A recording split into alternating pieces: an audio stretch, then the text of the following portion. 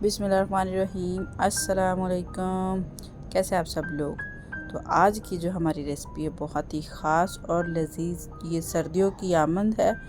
तो सर्दियों की आमद में सबको सर्दियों के लिए जो लाजवाब से खाने होते हैं सबको बहुत ज़्यादा पसंद होते हैं। ख़ास तौर पे आलू का पराठा, मेथी का पराठा, तो मूली का पराठा, ये तो सबका फेवरेट होता है।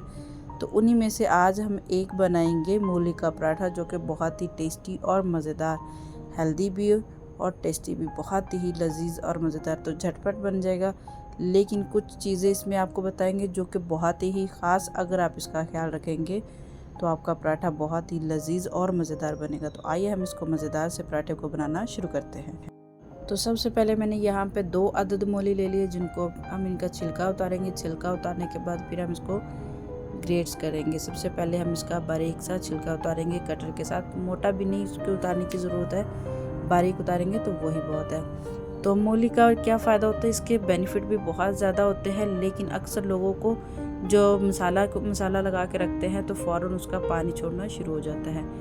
आज मैं आपको वो भी ख़ास टिप्स बताऊंगी जिससे आपका पानी कभी भी मूली मसाला, चाहे आप इसका जो 2 घंटे क्या 2 दिन भी रख लेंगे ना, तो इसमें पानी ज़रा बराबर भी नहीं होगा।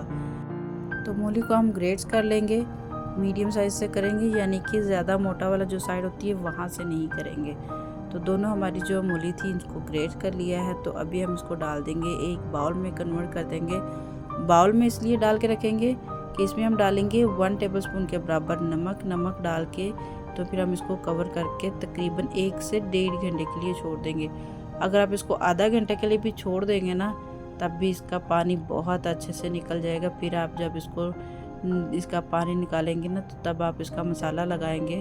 तो चाहे आप 2 दिन भी रखे रहेंगे फिर भी इसके में पानी नहीं होगा। तो मूली मैंने साइड पे कर दिया है। तो अभी हम जो है हमारी डो तैयार कर लेते हैं, आटा गूंद लेते हैं। तो आटा गूंदने के लिए मैंने हाफ़ के जी लिया, यानी कि 2 कप के बराबर। तो इसमें डाल देंगे 2 चम्मच मक्खन। आप सादा घी या फिर ऑयल वगैरह कुकिंग भी कुछ भी ले सकते हैं। तो 2 चुटकी मैंने इसमें नमक डाला है।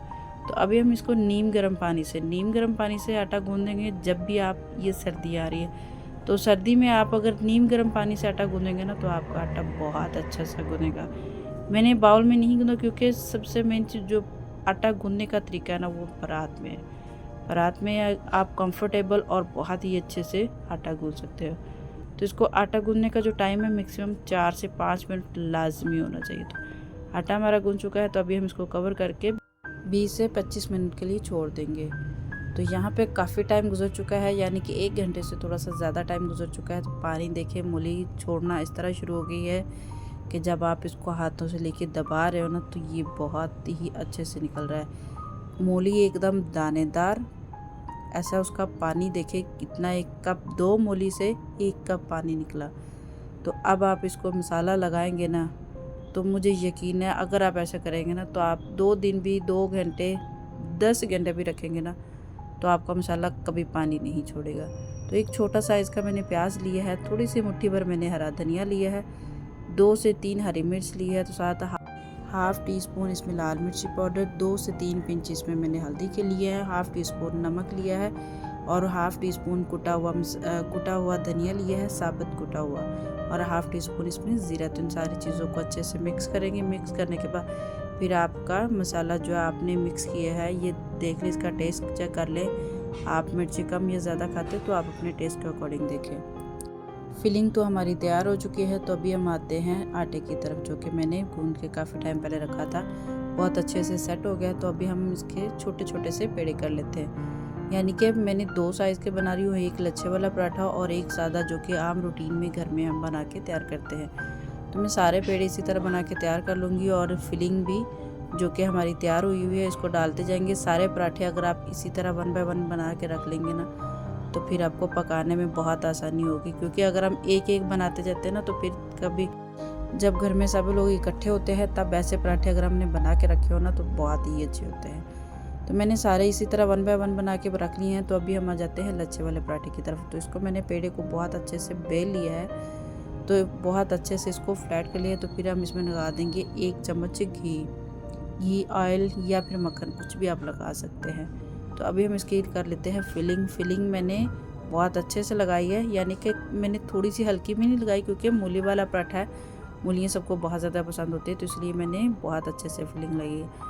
तो उसको रोल करते हुए इसको मैंने थोड़ा सा डस्ट किया है ताकि हमारा लच्छे वाला पराठा बन के बहुत अच्छे से तैयार हो। तो यहाँ पे हमने सारे पराठे बना के तैयार कर लिए हैं। तो अभी हम इसको बेल लेते हैं। तो एक साइड पे मैंने पैन को गर्म करने के लिए रख दिया है, तो यहाँ पे हम इसमें डाल देते हैं। जब आप पराठा बना रहे हो, मूली वाला, आलू वाला, कोई भी ऐसा पराठा है, तब आपका जो पैन है या तवा कोई भी है तो ये मीडियम गर्म होना चाहिए, हाई नहीं होना चाहिए। अगर आपका हाई होगा ना तो वो क्रिस्पी और अच्छा पराठा नहीं तैयार होगा, वो जल जाएगा।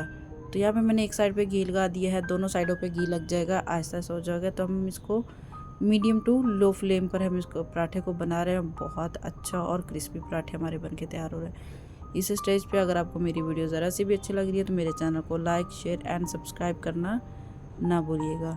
तो इसी तरह हम सारे 1 बाय 1 करके पराठे बना के तैयार कर लेंगे। बहुत ही मज़े का और टेस्टी बन के तैयार होता है। मूली बनाने का कुछ 2 से 3 तकनीक होती है, जो अगर आप ख्याल रख लेंगे ना तो आप बहुत ही अच्छा तैयार कर लेंगे। एक और तरीका है जो कि मैं फिर कभी आप लोगों के साथ शेयर करूँगी। तो पराठे हमारे इसी तरह 1 बाय 1 करके बना लेंगे। ये देखो लच्छे वाला भी बहुत अच्छे से बन के तैयार हो चुका है। तो पराठे हमारे सारे बहुत ही लजीज और मज़ेदार बन के तैयार हो चुके हैं। आप इसको सादा दही के साथ, रायते के साथ, या फिर आप अचार, मक्खन, कुछ भी ऐसी चीज़ है जो आपको पसंद हो उसी के साथ आप टेस्ट करेंगे ना तो मुझे यकीन है आपका हाथ नहीं रुकेगा और खाने वाले तारीफ़ किए बगैर रह नहीं सकेंगे। उम्मीद है कि ये रेसिपी आपको पसंद आई होगी। फिर मिलेंगे किसी नई अच्छी और मज़ेदार रेसिपी के साथ। तब तक के लिए अल्लाह हाफिज़, टेक केयर। अगर आपको मेरी रेसिपीज़ अच्छी लगे तो मेरे चैनल को लाइक, शेयर एंड सब्सक्राइब करना ना भूलिएगा।